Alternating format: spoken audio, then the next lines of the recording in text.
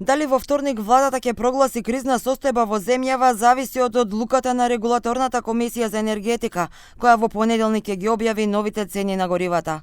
Премиерот Мицкоски изјави дека веднаш во вторник на седница на владата ќе интервенираат ако има драматичен скок на цената. Тој уверува дека има доволно нафта и нафтени деривати и дека граѓаните треба да бидат спокојни. Законски мерки со кои може да се интервенира има, но за да се донесат треба да се прогласи кризна состојба. Цената на нафтата и нафтените деривати кај нас е драматично поевтина од таа како што е во соседството, да речеме ако е во Србија 120 денара од прилика литар, кај нас е 70 и нешто. Истиот случај е компаративно ако се направи анализа и со Косово и со Албанија, доколку има драматичен скок на цената, се разбира дека ние како влада веднаш уште во вторник на редовната владена седница ќе интервенираме, имаме неколку опции на располагање, дали ќе намалиме акциза, дали ќе намалиме данок на додадена вредност. Иако нафтените резерви се за нешто над 60 денови, а законскиот максимум е 90 денови, премиерот тврди дека со оглед на дневната потрошувачка тие се стабилни.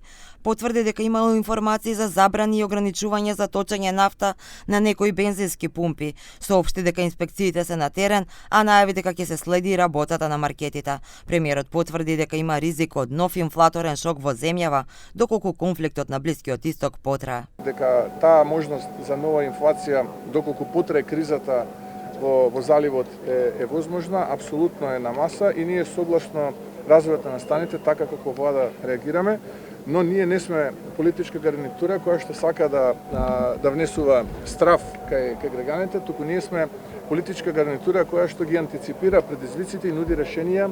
Случувањето на Блискиот Исток пак ги разниша и глобалните прогнози за инфлацијата. Се стравува од нов притисок врз цените ако конфликтот потрае. Од ФАО веќе регистрираа поскапување на пченицата, растителните масла и некои видови месо. Скок има и на цените на нафтата. Вчера берзите затворија со цена од речиси $93 за барел, но стравувањата се дека таа може да отиде и до над $100 за барел.